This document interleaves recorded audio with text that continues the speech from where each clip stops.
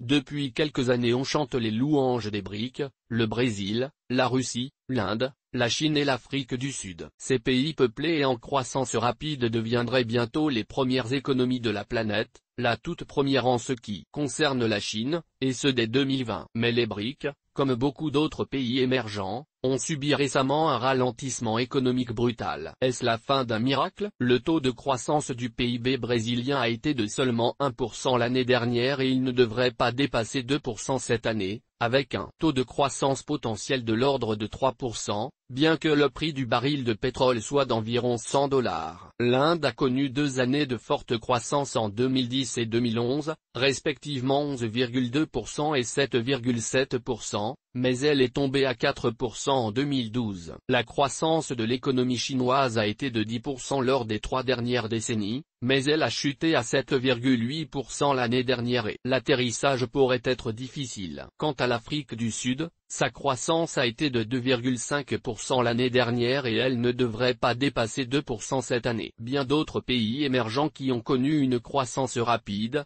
la Turquie, l'Argentine, la Pologne, la Hongrie et beaucoup de pays d'Europe centrale et d'Europe de l'Est, subissent eux aussi un ralentissement. Pourquoi cette situation?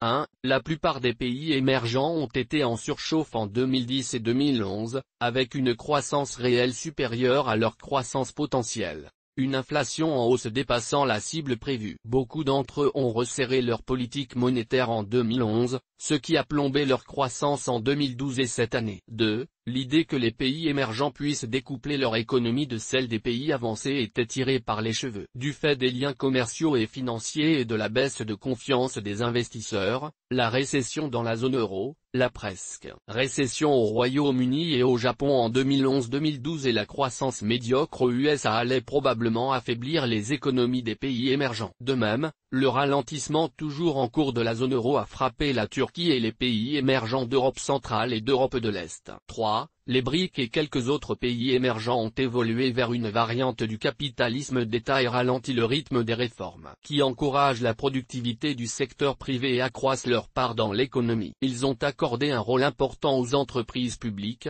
et aux banques publiques en matière de crédit et d'épargne, et recouru au nationalisme économique, au protectionnisme, à des mesures de substitution aux importations et au contrôle des capitaux. Cette politique a réussi dans les premières étapes du développement et lorsque la crise financière mondiale a entraîné la chute de la consommation, mais elle fausse aujourd'hui l'activité économique et déprime la croissance potentielle. Le ralentissement de la Chine reflète un modèle économique qualifié d'instable, déséquilibré, désordonné et non viable par l'ancien Premier ministre Wen Jiabao, un modèle qui freine maintenant la croissance des pays émergents exportateurs de matières premières, de l'Asie à l'Amérique latine en passant par l'Afrique, et celle de l'ensemble des pays émergents asiatiques. Le risque d'un atterrissage économique douloureux de la Chine au cours des 2 prochaines années pourrait aggraver encore la situation de nombre de pays émergents. 4. Le super cycle des matières premières qui a favorisé les pays exportateurs tels que le Brésil, la Russie et l'Afrique du Sud est peut-être terminé. Étant donné le ralentissement chinois, l'augmentation des investissements dans le secteur des économies d'énergie, la moindre importance accordée au modèle orienté vers la croissance des capitaux et des richesses et le rebond de l'offre qui se fait attendre en raison de prix élevés, un boom ne durerait sans doute pas longtemps. 5.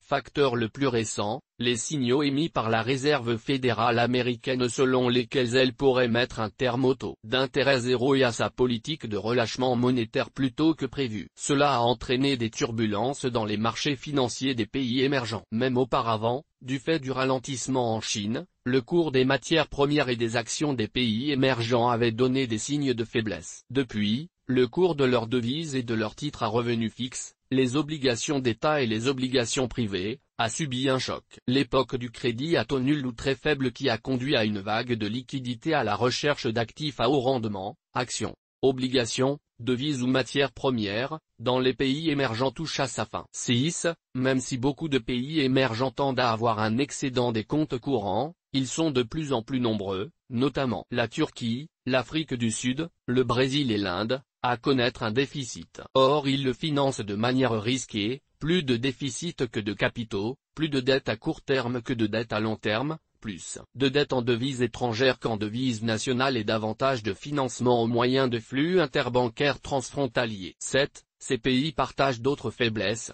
un déficit budgétaire important, une inflation qui dépasse la cible prévue et des risques d'instabilité, ce que l'on a vu avec les troubles récents au Brésil et en Turquie, mais aussi avec la contestation salariale en Afrique du Sud et l'instabilité politique et électorale en Inde. Financer le déficit extérieur et éviter une dépréciation excessive, ainsi qu'une inflation encore plus forte, suppose d'augmenter les taux d'intérêt ou de les maintenir à des niveaux élevés. Mais un resserrement monétaire affecterait une croissance déjà faible. La pression à la baisse sur les marchés financiers et sur les taux de croissance des pays émergents en difficulté, déficit important en matière de budget et de comptes courants alliés à d'autres faiblesses macroéconomiques, pourrait se faire plus insistante. Ces facteurs expliquent pourquoi le plongeon brusque de la croissance de la plupart des BRIC et des autres pays émergents. Certains de ces facteurs sont cycliques, mais d'autres, le capitalisme d'État, le risque d'un atterrissage difficile pour la Chine et la fin du supercycle des matières premières, sont plus structuraux. Aussi au cours de la prochaine décennie, le taux de croissance de nombreux pays émergents pourrait être plus bas qu'il ne fut lors de la décennie précédente,